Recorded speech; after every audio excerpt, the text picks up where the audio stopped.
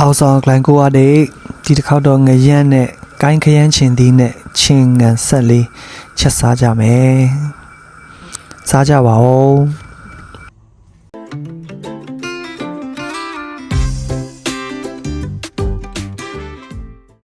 ရန်ကုန်မှာနေကြတဲ့က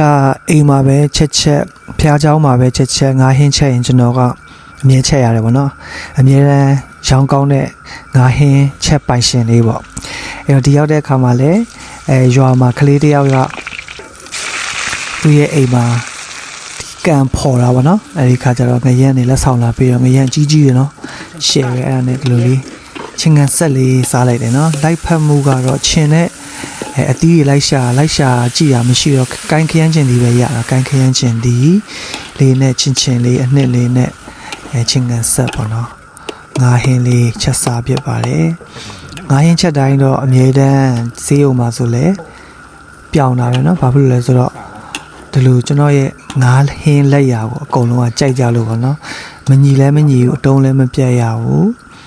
အရသာလည်းရှယ်ပေါ့เนาะဆိုတော့ဒီမှာကတော့ငါးနေတာလားစားတဲ့နဲတော့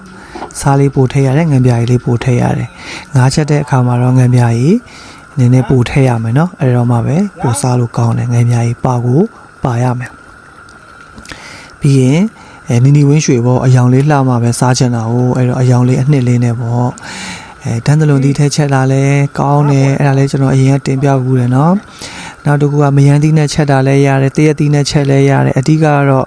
အဲ့ဒီငရမ်းကတော့လေအချိုလဲချက်တာကောင်းတယ်လို့ကျွန်တော်ကတော့အဲ့ချင်းလေးချက်တာကိုပိုကြိုက်ပါတယ်နောက်ဆုံးမှတော့နန်းပင်အုပ်လိုက်ရင် perfect ဖြစ်တဲ့ငရမ်းဟင်းလေးရသွားပါပြီအဓိကကတော့အရန်မမွေပါနဲ့ငရမ်းနေအတုံးပြတ်သွားလို့ရှိရင်မမိုက်တော့ဘူးလေเนาะအဲ့ဒါကြောင့်မလို့အရန်မမွေမိဖို့ပဲအရေးကြီးပါတယ်ငရုတ်သီးစိမ်းလေးထည့်တာကတော့မွေးစေခြင်းလို့ပါနောက်ဆုံးကတော့အားလုံးကြိုက်နန်းပင်ရှမ်းနန်းထည့်လဲရပါတယ်ဒါပေမဲ့ तू ကငရမ်းကအနက်အရန်မပြင်းတော့လေရှမ်းနန်းလောက်ထိတော့မလို့နန်းပင်လောက်နေဆိုရင် quantity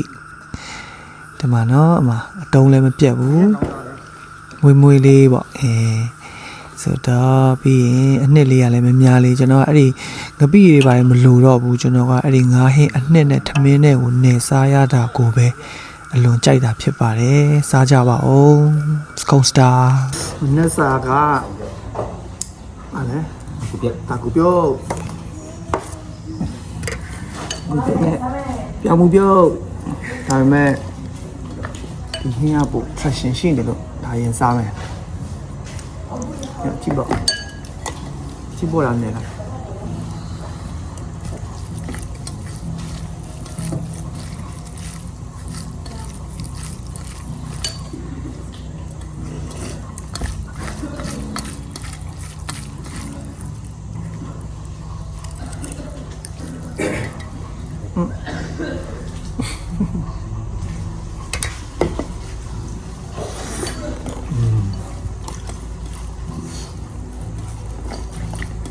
ပါလေ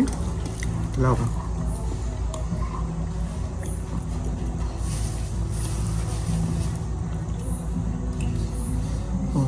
နည်းနည်းဆက်လာပါ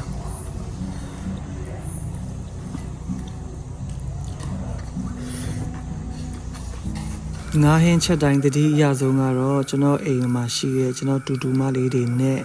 ဘုရားကျောင်းကတငယ်ချင်းတွေပါပဲနီနီဝင်းရွှေတို့ဘဝဝင်းရွှေတို့ရေတတိရတယ်နော်